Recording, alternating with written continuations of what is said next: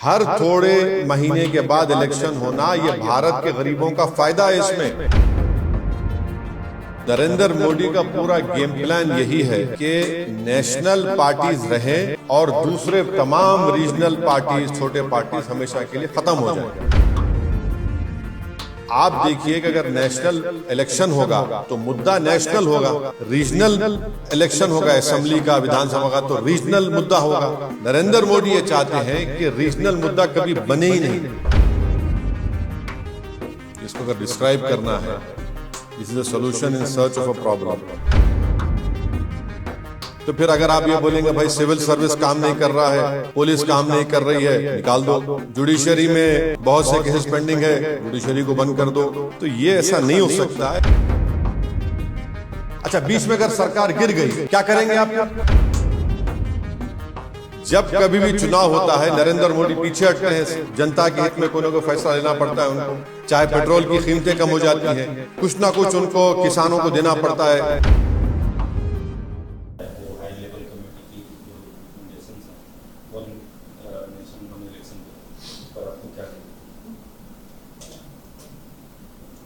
देखिए, मैंने जब जून 2018 को लॉ कमीशन को भी हम ये लिख कर दिए थे, और ये जो कोविड कमेटी बनाई गई थी उसके सामने भी मैं खुद गया था, जिसमें हमने इस वन नेशन वन इलेक्शन की मुखालिफत की।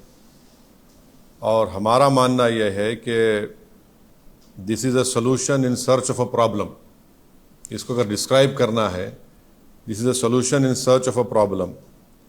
अब ये नहीं बताया जा रहा है कि ये करने की क्यों ज़रूरत पड़ रही है आपको। सरकार ये बोलती है कि आपके पॉलिसी पैरालिसिस होता है, कॉस्ट ऑफ एक्सचेकर को खर्चा होता है। पहले तो ये है कि मॉडल कोड ऑफ कंडक्ट किसी पॉलिसी मेकिंग को जो डेवलपमेंटल है और रूटीन इन नेचर है उसको रोकता नहीं है, नंबर वन। दूसरी बात यह है कि इलेक्टोरल डेमोक्रेसी एक पिलर है हमारे भारत के पूरे कॉन्स्टिट्यूशन का।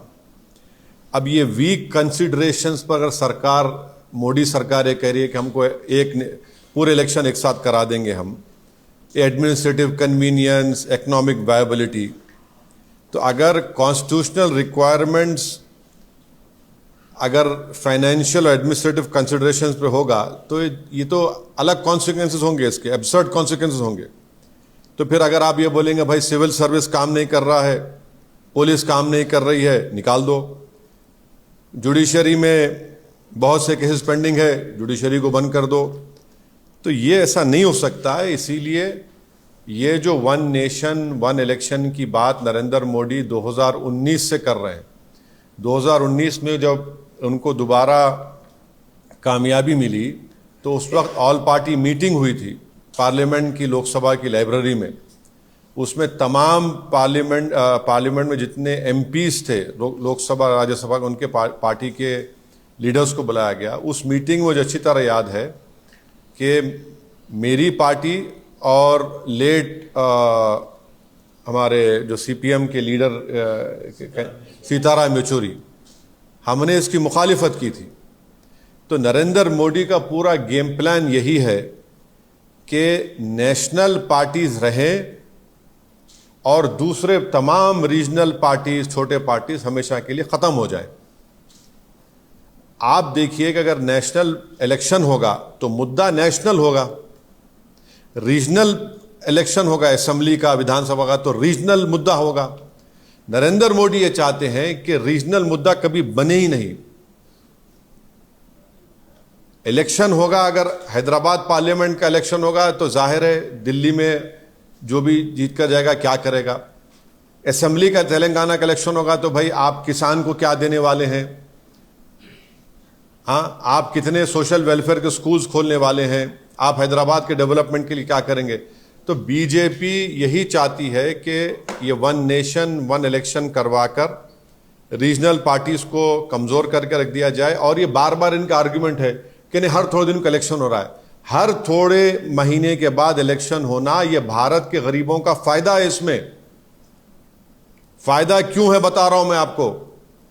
जब कभी भी चुनाव होता है, नरेंद्र मोदी पीछे हटते हैं, जनता के हित में कोई ना कोई फैसला लेना पड़ता है उनको। चाहे पेट्रोल की कीमतें कम हो जाती हैं, कुछ ना कुछ उनको किसानों को देना पड़ता है। तो ये इलेक्शन होना जरूरी है, क्योंकि जो भी सरकार होगी वो हमेशा अपने खड़े भी रहेगी जनता की खिदमत के लिए।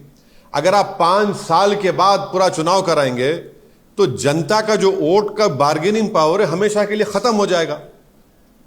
अब हरियाणा को चुनाव हो रहा है, महाराष्ट्र को चुनाव हो रहा है। नरेंद्र मोदी ने कितने मर्तबा जाकर महाराष्ट्र में इनॉग्रेशन किया बताइए? कितने मर्तबा जाकर ये डेवलपमेंट वो डेवलपमेंट का काम मैं कर रहा हूं, फाउंडेशन डाल रहा हूं।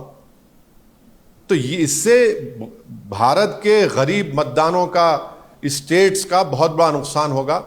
और कॉन्स्टिट्यूशन का बेसिक स्ट्रक्चर का हिस्सा है। अब एक लेजिस्लेचर का एक टाइम है। अब तेलंगाना का इलेक्शन होगा 28 में, पार्लियामेंट का इलेक्शन होगा 29 में, अब महाराष्ट्र का इलेक्शन होगा अभी नवंबर में, 5 साल के बाद होगा, 29 में होगा। बिहार का इलेक्शन होगा बाद में होगा। आप कैसे सबको उसका टाइम कैसे खत्म करेंगे? आप होते कौन है टाइम खत्म करने वाले? एक लेजिस्लेचर होगा, विधानसभा, तो उसका टाइम होगा ना, टाइम पर चलेगा, वो अपने टाइम पर खत्म होगा। आप कौन होते उसका टाइम खत्म करने के लिए? अब जीएचएमसी का है, अब उसका टेन्योर खत्म होने वाला है। आप बोलेंगे नहीं हम एक साथ कैसे कराएंगे? आप क्यों कराएंगे? अच्छा, बीच में अगर सरकार गिर गई क्या करेंगे आप? फिर क्या करेंगे आप?